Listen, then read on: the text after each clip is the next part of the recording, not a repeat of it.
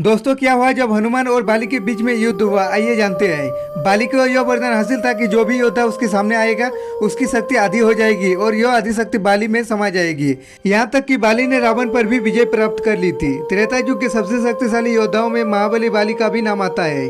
बाली को एक खास वरदान हासिल था। देवराज इंद्र के धर्मपुत्र और किष्किंधा के राजा बाली को यह वरदान हासिल था कि जो भी योद्धा उसके सामने आएगा उसकी शक्ति आधी हो जाएगी और यह आधी शक्ति बाली में समा जाएगी। यही कारण था कि कोई भी योद्धा उसके सामने आने से डरता था।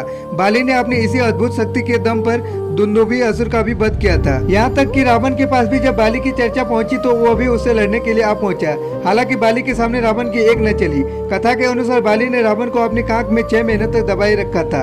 अंत में रावण ने उससे हार मान ली थी और उसे अपना मित्र बना लिया था। बाली का घमंड इससे बहुत बढ़ गया था। हालांकि रावण को हराने में कामयाब रहे बाली का घमंड आखिरकार हनुमान जी ने तोड़ा। रामायण से जुड़ी एक कथा के अनुसार बाली को इस बात का घमंड हो गया था कि दुनिया में उसे कोई भी हरा नहीं सकता है। एक बार की बात है जब राम भक्त हनुमान वन में तपस्या कर रहे थे। उसी समय बाली भी वहाँ पहुंचा और घमंड में चूर हनुमान जी की तपस्या में विघ्न डालने लगा।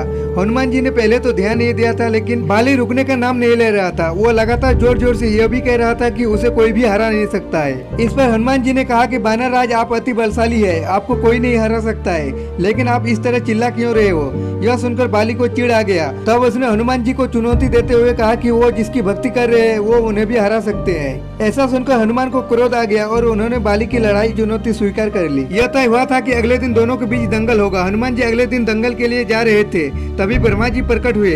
ब्रह्मा जी ने हनुमान को समझाने की कोशिश की कि वो लड़ाई के लिए नहीं जाए, लेकिन हनुमान नहीं माने। हनुमान ने कहा कि बाली ने उनके प्रभु को चुनौती दी है, ऐसे में उसे जवाब नहीं देना उचित नहीं होगा। इस पर ब्रह्मा जी ने हनुमान जी से कहा कि वे जाकर बाली से लड़ सकते हैं, लेकिन बेहतर यही होगा कि अपनी शक्ति का 10वां हिस्सा ही लेकर युद्ध के लिए जाए। ब्रह्मा जी ने कहा कि हनुमान जी अपनी शेष शक्ति अपने आराध्य के चरण में समर्पित कर दे और दंगल से लौटकर यह शक्ति हासिल कर ले। ऐसा सुनकर हनुमान जी मान गए और अपनी कुल शक्ति का 10वां हिस्सा ही लेकर बाली से युद्ध करने के लिए गए। वरदान के अनुसार दंगल के मैदान में हनुमान जी जैसे ही बाली के सामने आए, उनकी शक्ति का आधा हिस्सा बाली के शरीर में आ गया। इससे बाली को अपने शरीर में अपार शक्ति का एहसास होने लगा। थोड़ी ही देर में उसे ऐसा लगने लगा कि जल्द ही मानो उसकी शरीर का नस फट जाएगी। इसी दौरान ब्रह्मा जी एक बार फिर प्रकट हुए और उन्होंने बाली से कहा कि खुद को जिंदा रखने के लिए वो तुरंत हनुमान जी से दूर भागना शुरू कर दे।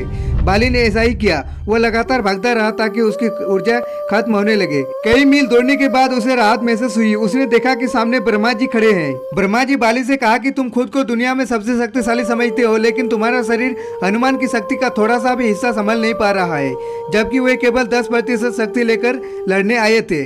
सोचो यदि संपूर्ण शक्ति होती तो क्या करते। बाली को बात समझ आ गई और उसे अपनी गलती का एहसास हुआ। बाद में बाली ने हनुमान जी को प्रणाम किया और क्षमा मांगी। तो दोस्तों, आज का ये वीडियो आपको कैसा लगा कमेंट करके बताएं। साथ ही चैनल को भी सब्सक्राइब कर देना।